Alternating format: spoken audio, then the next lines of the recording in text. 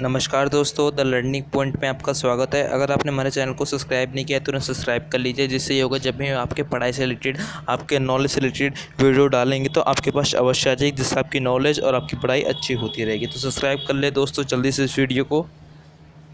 तो दोस्तों, जैसे आप 11th से 12th क्लास में गए, आपके 11th में कम नंबर आए हैं, अगर आपको 12th में अच्छी परसेंटेज हाई करनी है जिससे आपका एक उज्जवल भविष्य बन सके, तो आपके लिए the learning point home tuition या कोचिंग ला रहा है। आपकी स्ट्रीम आर्ट्स अगर है तो आप कांटेक्ट कर सकते हैं 7011676070 पर कांटेक्ट कर सकते हैं। तो दोस्तों, मैं आपको दिखा देता हूँ आर्ट्स से कौन कौन से सब्जेक्ट है तो लर्निंग पॉइंट ट्यूशन दे रहा है।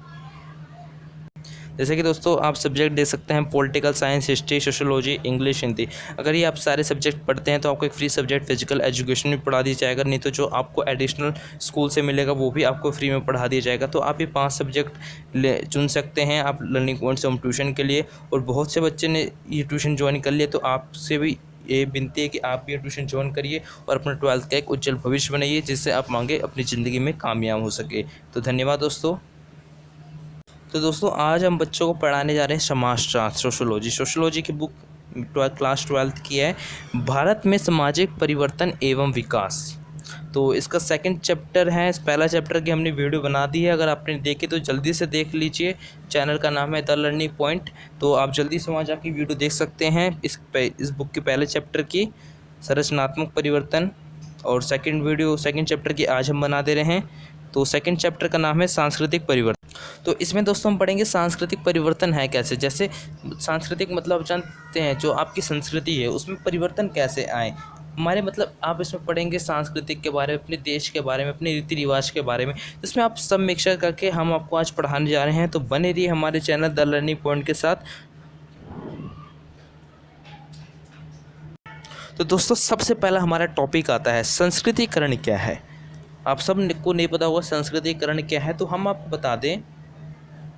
जब निम्न हिंदू जाति के लोग उच्च जातियों की नकल करने लग जाएं तो उसको संस्कृतिकरण कहते हैं और अपने आप को उस उच्च जाति में मिलाने की कोशिश करना है। हम आपको डिटेल में समझा देते हैं संस्कृतिकरण है क्या। जिससे कोई ये निम्न जाति का बंदा है और ये उच्च जाति का बंदा था, मतलब ये पंडित ये है और ये नीची जाति का बंदा है। तो ये जो नीची जाति का बंदा है, ये जो उच्च जाति मतलब जो ब्राह्मण है उसमें अपने मतलब उसकी तरह रहन सहन कर ले, उसकी तरह जैसे वो ब्राह्मण लोग चोटी रखते हैं, जनेऊ करते हैं, वो भी अपने सब करा ले। तो उसे क्या कहते हैं, संस्कृतिकरण कहते हैं। मतलब जब निम्न जाति को, जो नीची जाति के लोग होते हैं हिंदुओं में, जब वो उच्च जातियों की नकल करने लग जाएँ तथा उच्च जातियों जैसे अपने काम करने लग जाएँ, उच्च जाति जैसे अपना व्यवहार करने लग जाए, तो उसे क्या कहते हैं, उसे क्या कहते हैं संस्कृतिकरण। तो आपको मैं डिफाइन आपके स्क्रीन के ऊपर आय दिख रही होगी। जब निम्न हिंदू जाति के लोग उच्च जातियों की नकल करने लग जाएं तथा अपने आप को उच्च जाति में मिलाने की कोशिश कर लें, तो उस प्रक्रिया को संस्कृतिकरण कहते हैं। तो आई होप आपको संस्कृतिकरण समझ आ गया होगा। उसके बाद हमारा टॉपिक है कि संस्कृतिकरण की विशेषताएं बताइए। आपसे क्वेश्चन आ सकता है संस्कृतिकरण क्या है तथा उसकी विशेषता बताइए। तो हमने आपको संस्कृतिकरण के बारे में बता दिया, तो अब उसकी विशेषताएं जान लेते हैं संस्कृतिकरण की क्या है। तो संस्कृतिकरण की पहली विशेषता है कि संस्कृतिकरण की ये निरंतर चलने वाली प्रक्रिया। इसमें ये कि नहीं ये 3 हफ्ते बाद बंद कर दी जाएगी, ये 4 हफ्ते बाद बनती है, मतलब ये निरंतर चलने वाली प्रक्रिया। आजीविका मतलब ये चलती रहती है, लोग अपना धर्म परिवर्तन करते रहते हैं, तो इसलिए कारण ये निरंतर चलने वाली प्रक्रिया है। इसमें निम्न वर्ग का सामाजिक परिवर्तन हो जाता है। जो नीची जाति के लोग होते हैं वो अपनी उच्च जाति के लोग होते हैं उसमें अपना परिवर्तन कर लेते हैं, मतलब जो निम्न वर्ग के लोग होते हैं अपना सामाजिक परिवर्तन कर लेते हैं। इसमें निम्न जाति द्वारा उच्च जाति का अनुसरण कर लिया जाता है और जो निम्न जाति के लोग होते हैं वो उच्च जाति के लोगों में मिल जाते हैं, जिसके कारण उनका अनुसरण हो जाता है। तो मेन से 3 आप इसमें टॉपिक लिख सकते हैं। पहला, ये निरंतर चलने वाली प्रक्रिया है। दूसरा, इसमें निम्न वर्ग का सामाजिक परिवर्तन हो जाता है। जो निम्न वर्ग होते हैं उनका मतलब अपना धर्म का परिवर्तन कर लेते हैं या समाज से परिवर्तन कर लेते हैं। और इसमें तीसरा पॉइंट है, इसमें निम्न जाति द्वारा उच्च जाति का अनुसरण किया जाता है। तो आई होप आपको संस्कृतिकरण और उसकी विशेषता के बारे में समझ आ गया होगा। अब हमारा अगला टॉपिक है असंस्कृतिकरण किसे कहते हैं। ये इम्पोर्टेंट है, मोस्ट इम्पोर्टेंट है, असंस्कृतिकरण किसे कहते हैं। तो जैसे संस्कृतिकरण था उसका उल्टा क्या हो गया, असंस्कृतिकरण। तो अब जानते हैं असंस्कृतिकरण क्या होता है।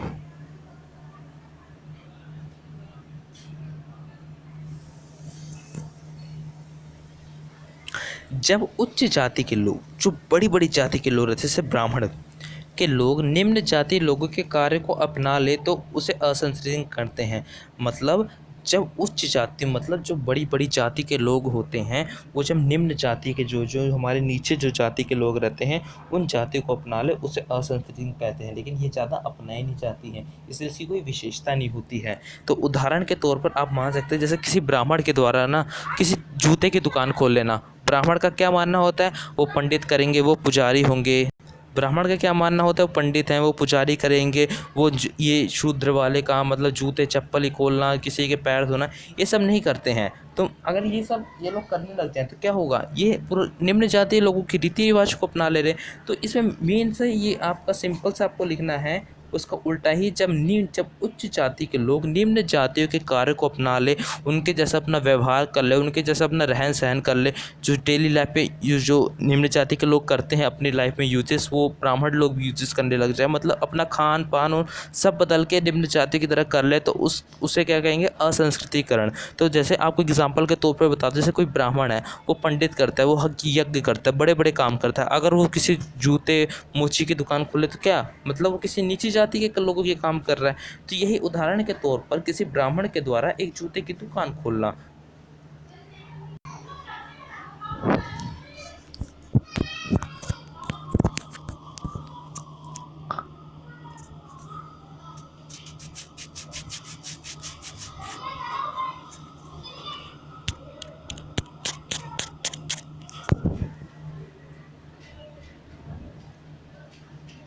सॉरी, वो थोड़ा माइक की प्रॉब्लम आ गई थी।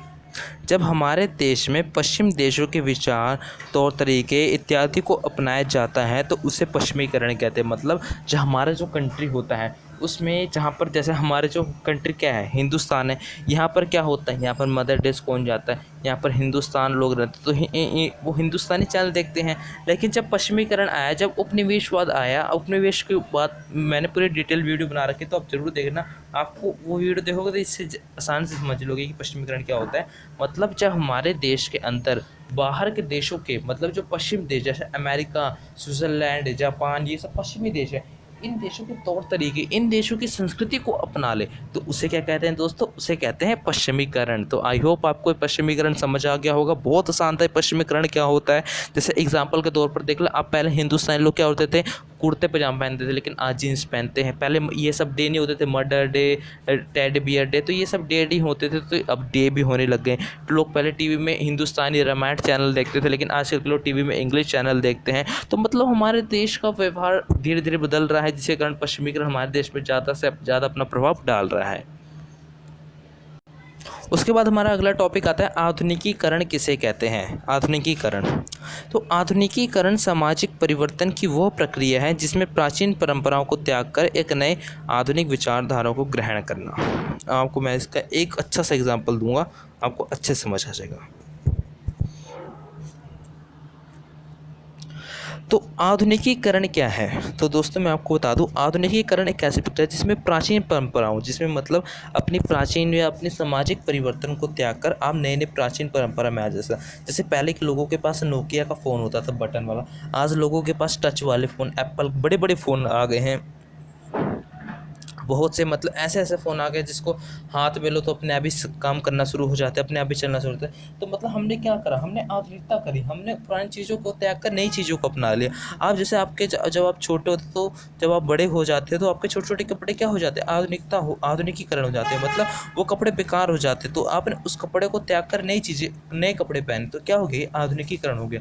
मतलब एक मेन टॉपिक है इसका कि आधुनिकीकरण एक सामाजिक परिवर्तन की वह प्रक्रिया है जिसमें प्राचीन, जो अपनी प्राचीन परंपरा है, जैसे आज की जैसे प्राचीन परंपरा हमारे हिंदुस्तान में क्या थी, धोती कुर्ता पहनते थे लोग, ठीक है, धोती। लेकिन आजकल की प्राचीन परंपराएं क्या थी, धोती कुर्ता पहनते थे, लेकिन आज क्या हो गया, आजकल लोग जीन्स पहनते। तो हमने क्या करा काम, अपनी प्राचीन परंपराओं को त्याग दिया, हम उसको काम करते ही नहीं हैं। तो क्या अपनी प्राचीन परंपराओं को त्याग कर नई आधुनिकता के विषय पर चलना, मतलब नई आधुनिकीकरण को अपना लेना, तो उसे क्या कहते हैं, आधुनिकीकरण। मतलब अपनी प्राचीन परंपराओं को त्यागना और नई आधुनिक विचार को अपनाना, तो उसे क्या कहते हैं, आधुनिकीकरण। तो आपको समझ आ गया कि बड़ा ही सिंपल है ये आधुनिकीकरण क्या होता है। आपके डेली लाइफ में आपने खुद देखा होगा कि आपने कोई और फ़ोन लिया होगा पहले, फिर आपने बाद में और इससे भी अच्छा फ़ोन लिया होगा, तो मतलब आपने अपनी प्राचीन परंपरा त्याग दी और नई आधुनिक विचार पर ग्रहण आ गए। मतलब कोई वस्तु को जब पुरानी हो जाए तो उसे त्याग देते हैं और नई आधुनिक विचार पर आ जाते हैं।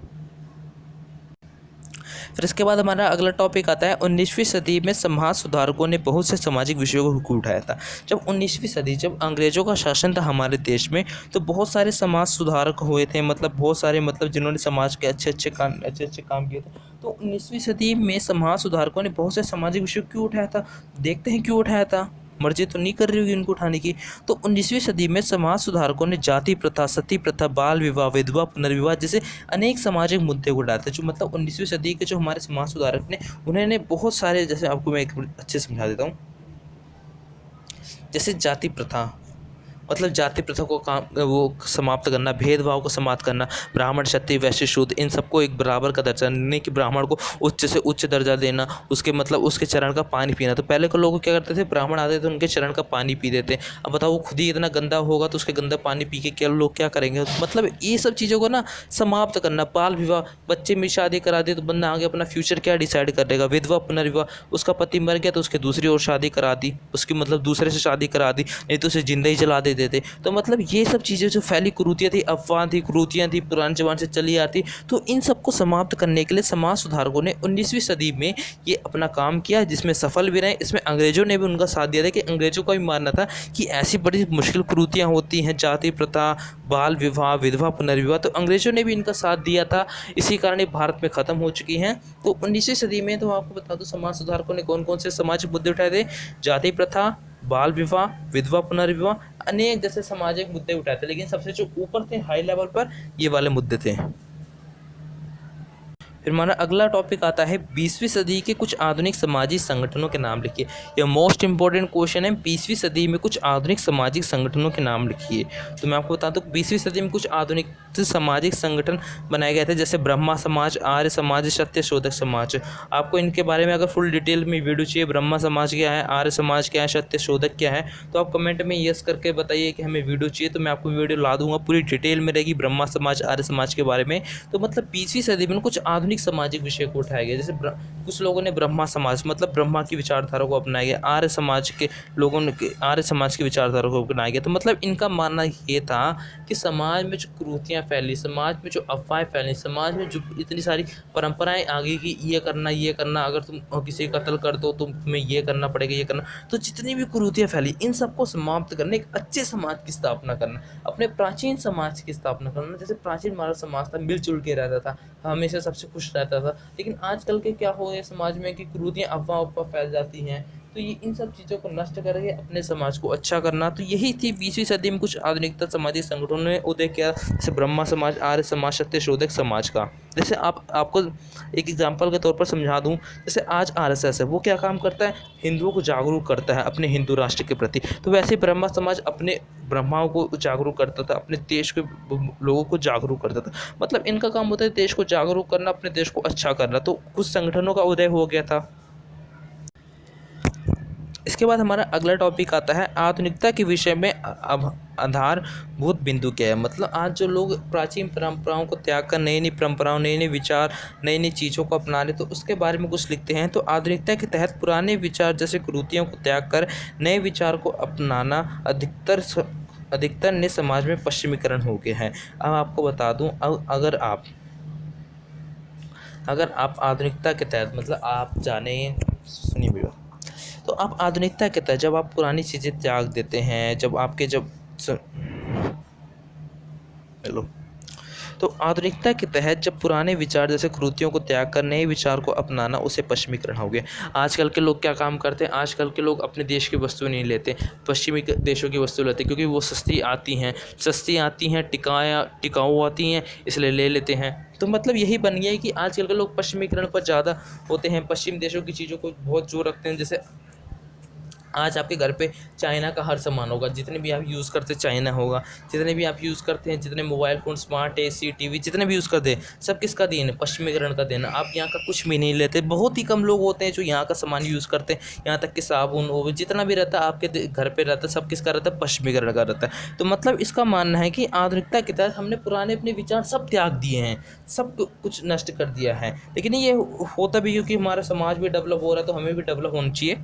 तो मतलब सब कुछ विचार त्याग सब त्यागती हैं। तो इसके तहत पश्चिमीकरण के लोगों पश्चिमीकरण अपना लिया है। पश्चिमीकरण के द्वारा मतलब बहुत सारी हमने सामान खरीदे हैं पश्चिमी देशों से। तो इसका मेन मुद्दा यही उठता है कि आधुनिकता के तहत जो हमारी कुरीतियाँ थी, जो हमारे पुराने रीति रिवाज थे, हमने उनको त्यागा और पश्चिमीकरण को अपना लिया। तो आप उसको समझ गए होंगे, मैंने पिछले भी समझाया था। इसके अनुसरण व्यक्ति का विचार, व्यवहार, ढंग, जीवन सब पहले बदल जाता है। आपका जीने का आपको जो आप पहले जैसे जीते थे, पहले के लोग गर्मी में भी अपना जीवन व्यतीत कर लेते थे, आज के लोग गर्मी में अपना जीवन व्यतीत करते, इसी कारण एसी लगवा लेते हैं। पहले के लोग इतनी दूर दूर पैदल चले जाते थे, लेकिन आजकल की क्या हवाई जहाज़ पता नहीं कौन कौन सी चलती चलती गाड़ी में उड़ जाते हैं, ऐसे ऐसे गाड़ी आ गई हैं। तो मतलब हमने पश्चिमीकरण को अपनाया, जिसके हमारे विचार, व्यवहार, ढंग, खान पान सारी चीज़ जितनी भी हमारी डेली लाइफ में होती है सब बदल गई। किसके कारण? पश्चिमीकरण के कारण। तो आपको समझ आ गया होगा जाहिर सी चीज़ें। इसके बाद दोस्तों हमारा अगला टॉपिक आता है संस्कृतिकरण पर एक आलोचनात्मक लेख लिखिए। ये मोस्ट इंपॉर्टेंट टॉपिक है दोस्तों, हर बार पेपर में है, जितने भी 18, 19, 20 के जितने भी आप क्वेश्चन पेपर देख लो सब में आए, संस्कृतिकरण पर एक आलोचनात्मक लेख लिखिए। तो हम आपको अच्छे समझा रहे हैं, आप अच्छे से अपना दिमाग खोल के समझिएगा। संस्कृतिकरण पहले आप समझ लो संस्कृतिकरण क्या है। तो मैंने आपको बता दिया संस्कृतिकरण क्या होता है। जब निम्न जाति के लोग उच्च जाति की नकल करने लग जाए तो उसे क्या कहते हैं? संस्कृतिकरण। तो संस्कृतिकरण की अवधारणा में मैं आपको रुको इससे जरिए सुनो। जो संस्कृतिकरण की अवधारणा होती है उसमें क्या हो जाता है, उसमें उच्च जाति की जो जीवन शैली होती है उच्च मानी जाती है। जैसे ब्राह्मण है उसे लोग अपने घर पे बुलाते हैं, उसका आदर करते हैं, उसको मतलब पैसा देते हैं, मतलब क्या वो बड़ा आदमी है भैया, उसका व्यवहार तरीका सबसे अलग रहता है। लेकिन जो निम्न जाति की जीवन शैली वो निम्न होती है, उसे कोई अपने घर पे नहीं बुलाता है, उसके साथ कोई अपना वो मतलब अपना रहन सहन नहीं बताता, उसके साथ अपना काम शेयर नहीं करता, खाना शेयर नहीं करता। तो मतलब यही है कि संस्कृतिकरण में माना जाता है कि जो उच्च जाति के लोग हैं भैया वही सबसे अमीर होंगे, वही धनी लोग हैं, लेकिन जो निम्न है वो निम्न नहीं रहेंगे। लेकिन आज सब कुछ उल्टा पलट हो चुका है। आप देख सकते हैं कि आज गरीब जो निम्न जाति के लोग वो भी कितने अमीर हो चुके हैं। तो और ब्राह्मण लोग तो ऐसे ही हो गए हैं। तो आप समझ जाइए कि संस्कृतिकरण की अवधारणा में उच्च जाति की जीवन शैली थी उच्च होती थी, और जो निम्न जाति की जीवन शैली थी निम्न होती थी। और संस्कृतिकरण की अवधारणा असमानता पर समाज को सही ठहराती थी। और उस समय संस्कृतिकरण में क्या माना जाता है? संस्कृतिकरण की अवधारणा असमानता समाज को सही ठहराती थी। मतलब इसका संस्कृतिकरण का मानना था कि हम समाज में ऐसा ही होना चाहिए, समाज में जिसकी जीवन शैली उच्च होगी उसे हाई दिया जाएगा, जिसकी जीवन शैली नीची होगी उसको लो दिया जाएगा। तो मतलब उनका यही मानना था कि संस्कृतिकरण की अवधारणा समाज को जो होता है ना सही ठहराती है, ऐसे समाज को चलना चाहिए, ऐसे ही समाज को बने रहना चाहिए। कि फिर लेकिन ये क्या हुआ, सब हट चुका है। फिर आता है संस्कृतिकरण में दलित संस्कृति तथा दलित समाज को मूलभूत पक्षों को पिछड़ापन मान लिया जाता है। उदाहरण के तौर पर निम्न जाति के लोगों के द्वारा किए गए श्रम को नियम को शर्मनाक माना जाता है। अब इसमें हम आपको बता दें कि संस्कृतिकरण में जो दलित संस्कृति होती है, जो दलित मतलब जो नीचे जाति के लोग होते हैं, उनकी जो दलित समाज उनके जो काम होते हैं, उनके जो कार्य होते हैं, उन सबको पिछड़ापन मान लिया जाता है। मतलब उन सबको गलत मान लिया जाता है कि हाँ जैसे किसी ने रोटी बनाई, ये रोटी कितनी गंदी, दलित ने खाना बनाया, हाँ ये खाना कितना गंदा है, इसको गंदा खाना, इसको खाने से तुम मर जाओगे। लेकिन भाई हाथ तो वही हैं, हाँ मनुष्य तो वही है। लेकिन ये फैली कुरीतियाँ थी उस समय की जो दलित लोग हैं वो नीचे रहते हैं, जो ब्राह्मण होते हैं वो उच्च होते हैं। ब्राह्मण के हाथ का पानी पियोगे तो स्वर्ग में जाओगे, दलित के हाथ का पानी पियोगे तो नरक में जाओगे। तो मतलब बहुत सारी दोस्तों फैली कुरीतियाँ थी उस जमाने में। तो इसका मानना था कि संस्कृतिकरण में जो दलित संस्कृति तथा दलित समाज के मूलभूत पक्षों को पिछड़ापन मान लिया था। मतलब संस्कृतिकरण में क्या किया जाता था कि संस्कृतिकरण में कहा जाता था कि जो दलित संस्कृति है ना वो पिछड़ीपन संस्कृति है, उसका ज़्यादा विकास नहीं हो पाया है। उदाहरण के तौर पर जब निम्न जाति के लोगों के द्वारा अगर कोई श्रम किया जाता है उसे शर्मनाक माना जाता था। जैसे कोई दलित जूता पॉलिश करे तो कितना शर्मनाक मानेंगे, बेइज्जत मानेंगे, उसके मुंह में थूकेंगे। तो मतलब यही शर्मनाक काम माना जाता था कि अगर कोई दलित आपके घर पे आकर आपको कोई काम करता है तो उसे क्या माना जाता, शर्मनाक मान जाता था। लेकिन ऐसा नहीं करना चाहिए, उसको भी अपने अतिथि की तरफ करना चाहिए। यहाँ दोस्तों सर्जीकरण नहीं आएगा, यहाँ पर संस्कृतिकरण आएगा, गलती से लिखा गया था, मैं आपको दिखा देता हूँ। यहाँ पर ये गलत लिखा गया था दोस्तों। तो यहाँ पर आएगा संस्कृतिकरण की प्रक्रिया में उच्च जाति के लोगों के रिवाजों को, अनुष्ठानों, व्यवहारों को स्मृति मिल जाती है। अब संस्कृतिकरण कहता है कि जो उच्च जाति के लोग हैं, जो मतलब बहुत ब्राह्मण जैसे लोग हैं, उनके व्यवहार, जो उनके क्रियापन, जो उनका रहन सहन, जो उनका पालन पोषण, वो सब बड़े बड़े हाई लेवल पर होते हैं। मतलब उनके व्यवहार को स्वीकृति मिल जाती है। मतलब जो इनके साथ करेगा वो स्वर्ग में जाएगा, जो इनके साथ रहेगा वो स्वर्ग में जाएगा। मतलब उनको क्या स्वीकृति मिल जाती है। स्वीकृति मतलब बता दूँ, मतलब उनको एकदम सम्मान मिलने लग जाता है अपने शहर में, अपने समाज में, अपने देश में। तो ये सब चीज़ें संस्कृतिकरण में माना जाता है। मतलब इसका मेन मकसद है ये संस्कृतिकरण में कि जो दलित लोग हैं वो नीचे रहते हैं और जो ब्राह्मण लोग हैं वो ऊपर रहते हैं।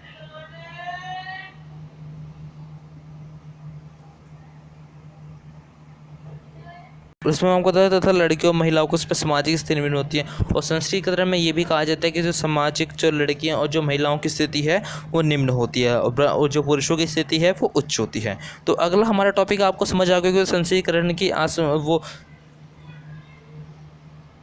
समझ आ गई कि संस्कृतिकरण एक आलोचनात्मक क्यों है। तो अगला हमारे टॉपिक आता है जाति का धर्मनिरपेक्षीकरण करण क्या है, स्पष्ट कीजिए। तो आइए जानते हैं। तो दोस्तों ध्यान से सुनिएगा। भारत में जातीय संगठनों तथा जातिगत राजनीतिक दलों का उदय हुआ है। उन्होंने जाति के आधार पर होने वाले भेदभाव के विरुद्ध आवाज़ उठाई है। जाति इसी बदलती हुई भूमि को जाति का धर्म विषय करते हैं। तो मैं आपको दोस्तों एक बात समझा दूँ। जैसे भारत में हिंदू, मुस्लिम, सिख, ईसाई सब धर्म के लोग होते हैं, लेकिन आजकल क्या होता है, इन धर्मों के आधार पर लोगों से वोट मांगे जाते हैं, इन धर्म के आधार से राजनीति कर जाती है। लेकिन कुछ इनसे हट के जो भारत में जो जातीय संगठन हो, मतलब जो जाति को हटा के लोगों को एक समान, मतलब इक्वालिटी देना चाहती, एक समान मानना चाहते कि हिंदू मुस्लिम कोई नहीं होता भाई, सब भाईचारे से रहो, सब एक अच्छे से रहोगे। तो मतलब भारत में जातीय संगठनों तथा जातिगत राजनीतिक दलों, कुछ राजनीतिक दलों का ऐसा उदय हुआ है जिन्होंने, आप सुनिए, कुछ राजनीतिक दलों का उदय हुआ है जिन्होंने जाति के आधार पर होने वाले भेदभाव के विरुद्ध आवाज़ उठाई। मतलब उन्होंने जैसे भी करते हैं, जैसे करते हैं हिंदू मुस्लिम दंगे हुए तो उन्हें भाई सुलझा के भाईचारे की तरह रहो, भाई सुखी रहो, ये दंगे होंगे मत करो, जिससे तुम्हारा ही नुकसान हो जाएगा। तो मतलब ये काम करते हैं कि सबको एक समान मानते हैं, सब सारे धर्मों को, सारे रीति रिवाजों को एक समान मानते हैं, और इनका कहना होता है कि सब मिलजुल के रहो तो हमारे देश का भविष्य खुद ही उज्जवल हो जाएगा। तो इसका ठहर से यही माना है। तो इसे क्या कहते हैं, जाति का धर्मनिरपेक्षता। आपको मैं धर्मनिरपेक्षता भी समझाता हूँ, धर्मनिरपेक्षता क्या होता है। तो दोस्तों मैं आपको बता दूँ धर्मनिरपेक्षता क्या होता है। इसको आप ध्यान से सुनिएगा। धर्मनिरपेक्षता आपने कभी सुना होगा हमारा भारत भी धर्मनिरपेक्ष है, तो सुनिए क्यों है। धर्मनिरपेक्षता एक ऐसी स्थिति या सिद्धांत है जिसके अंतर्गत लोगों को किसी विशेष धर्म को मानने या पालन करने के लिए बाध्य नहीं किया जा सकता है। इसे जैसे कि धर्मपिता कहते हैं। बट ये इधर नहीं आएगा, इधर धर्मपिता नहीं आएगा, इधर आएगा धर्मनिरपेक्षता, जो आपकी स्क्रीन के ऊपर पहला दिख रहा है, गलती से लिखा गया था। तो ये धर्मनिरपेक्षता क्या होता है, सबसे पहले दोस्तों, तो धर्मनिरपेक्षता ऐसे होता है जहाँ पर किसी रीति रिवाज, मतलब किसी रीति रिवाज का ये नहीं कहा जाता कि भैया तुम इसी देश में जाओ। जैसे भारत है, आप एग्जाम्पल तो जैसे भारत है, भारत में ये नहीं कहा जाता कि भैया तुम हिंदू बनो, मुसलमानों को भी नहीं कहते तुम हिंदू बनो, ये नहीं कहते। यहाँ पर सारे धर्म के लोग रहते हैं, सबके लिए अपने स्थल हैं। जैसे मस्जिद, मुसलमानों के लिए मस्जिद अपना स्थल, वो दरगाह, ये सबके लिए यहाँ पर खुले हैं। कोई भी, जैसे हिंदू भी मस्जिद में जा सकता है, मुसलमान भी भाई हमारे वहाँ पर मंदिर में जा सकता है। तो मतलब सबको इक्वालिटी दी गई, सबको बराबर का दर्जा दिया है। किसी धर्म को उच्च नहीं माना जाता, किसी धर्म को नहीं माना जाता, सारे धर्म को बराबर माना जाता है। तो इसे क्या कहते हैं, धर्मनिरपेक्षता। मतलब यहाँ पर धर्म का कोई भेदभाव नहीं है, लेकिन कुछ लोगों के द्वारा यहाँ पर हो जाता है भेदभाव। तो यहाँ पर ऐसा माना जाता है कि धर्मनिरपेक्षता ऐसी स्थिति या सिद्धांत है जिसके अंतर्गत किसी विशेष धर्म को मानने का पालन करने के लिए बाध्य नहीं किया जाता। मतलब जैसे आप हिंदू हैं तो आपको ये नहीं कहा जाएगा कि भैया आप मुस्लिम बनो, आप जाओ मस्जिद में, आपका जो मन है आप वही कर सकते हो। तो इसे क्या कहते हैं, धर्मनिरपेक्षता। जैसे अपना भारत क्या है, सेक्युलरिज्म है, मतलब धर्मनिरपेक्षता है। आपको अच्छे समझ आ गए धर्मनिरपेक्षता क्या होता है।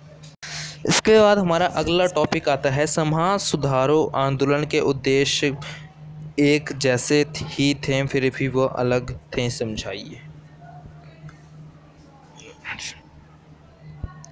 इसके बाद हमारा ये टॉपिक आता है जो समाज सुधार आंदोलन थे, जिन्होंने अपने देश के लिए, समाज के बारे में कुछ सोचा कि हम अपने देश में कुछ अलग करना चाहते हैं, हम अपने देश को अच्छा बना सकते हैं। ये जो समाज सुधार आंदोलन थे, इनका उद्देश्य एक ही था, फिर भी इन्हें अलग अलग क्यों दर्जा दिया था, इन्हें अलग अलग क्यों माना जाता है। तो आइए जानते हैं।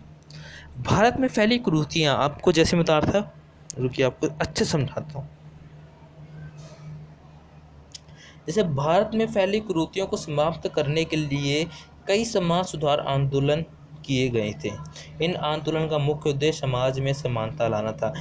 यहीं यहीं यह सभी समाज सुधार आंदोलन अलग हैं। जैसे राजा राम मोहन रॉय ने भारत में ब्रह्मा समाज की स्थापना करी और सती प्रथा की समाप्त करने का मुख्य भूमिका निभाई।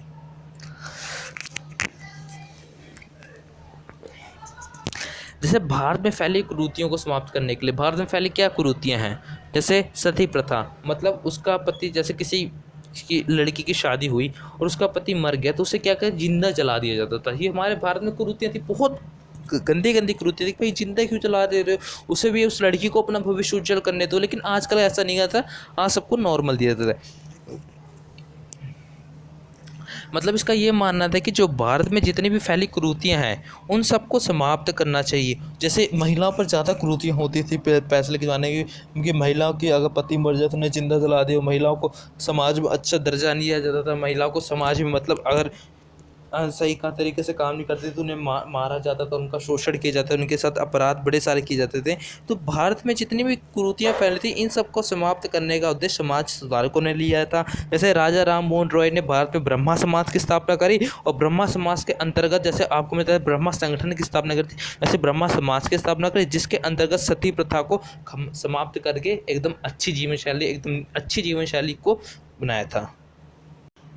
फिर दयानंद सरस्वती आए हमारे, ये भी एक समाज सुधार थे। तो आपसे क्वेश्चन पूछ सकते हैं 3 समाज सुधार के वो नेता के नाम बताओ, तो आप कौन से लिख सकते हैं? राजा राम मोहन रॉय, दयानंद सरस्वती, ईश्वर चंद्र विद्यासागर। तो मैं आपको बता दूं, ऐसे आपने पहले देख लिया, फिर अगले हमारे समाज को दयानंद सरस्वती, फिर आगे हमारे ईश्वर चंद्र विद्यासागर। तो दयानंद सरस्वती ने आर्य समाज की स्थापना करके भारत में नारी शिक्षा पर जोर दिया था। उनका मानना था कि जितनी भी शिक्षा पुरुषों को देनी चाहिए, लड़कियों को भी देनी चाहिए, जिनका उनका भी अच्छा भविष्य उज्जवल हो सके, कि नहीं लड़कों को बस दो। तो इनका मानना था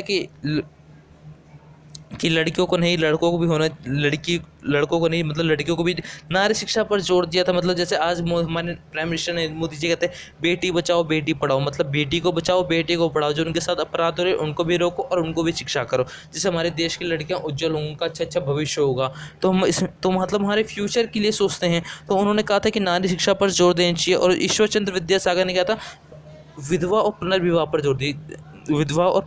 जोर दिया था। उनका मानना था कि अगर किसी स्त्री का, उसका पति की डेथ हो जाती है तो उसका विधवा या पुनर्विवाह नहीं करना चाहिए, उसे अपने मन के हिसाब से जो करना है उसे करना चाहिए। उसको ये नहीं करना चाहिए कि तुम्हारा पति मर गया, तुम किसी और पुरुष के साथ अपना विवाह का प्रस्ताव रखो। तो उनका ये मानना था इनकी एक सब गलत है। फिर ये हमारे समाज सुधार आंदोलन अपने वहाँ पर कार्य में सफल रहे, और ये सारे समाज सुधार जितने भी थे अपने कार्य में सफल होने के बाद इन्होंने जितनी भी क्रूरतियाँ फैली थी, जैसे नारी शिक्षा, इन सबको ख़त्म करके एक अच्छे समाज की स्थापना कर दी थी।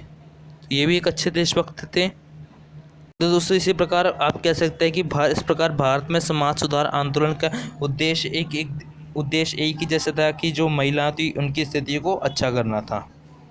तो अगला हमारा टॉपिक आता है संस्कृतिकरण में भेदभाव व समानता को बढ़ावा देता है, इसका वर्णन करें। जो संस्कृतिकरण है में वो समानता को बढ़ावा देता है, मतलब भेदभाव को बढ़ावा देता है। जैसे आपको मैंने बता रखा है कि संस्कृतिकरण में निम्न धारों पर भेदभाव समानता को बढ़ावा देता है। कि संस्कृतिकरण में जो लोगों की जीवन शैली निम्न मान जाती है और जो उच्च लोगों की जीवन शैली उच्च मान जाती है। तो मतलब यही मुद्दा है कि संस्कृतिकरण में मान जाते हैं कि जो ब्राह्मण है सबसे ऊपर होंगे और जो निम्न जाति के लोग होंगे वो सबसे कम होंगे। तो मतलब इसी के कारण जो भेदभाव वो पैदा होता है। तो इसका वही आंसर है धर्म विवक्षा। भी दोस्तों मैंने आपको समझा दिया धर्म विवक्षा क्या होता है।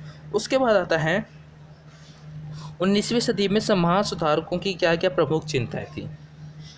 तो 19वीं सदी में समाज सुधारकों की प्रमुख चिंताएं थी समाज में फैले कुरीतियों को नष्ट करना। जैसे जो हमारे जो इतने 3 समाज सुधार थे, इनका मेन रोल था कि जो समाज में जो 19वीं शताब्दी जो फैली कुरीतियाँ थी ना, बाल विवाह, विधवा, पुनर्विवाह, इन सबको नष्ट करके एक अच्छे समाज की स्थापना करना, जिससे लोगों का विकास हो सके, जिससे लोग एक अच्छी जीवन शैली जी सके, जिससे लोग सुख रहें। तो ये हमारा दोस्तों सांस्कृतिक परिवर्तन चैप्टर खत्म होता है। अगर आपको वीडियो को अच्छी लगी तो आप वीडियो को सब्सक्राइब कर दीजिए और बेल आइकन को भी जरूर दबा दीजिए।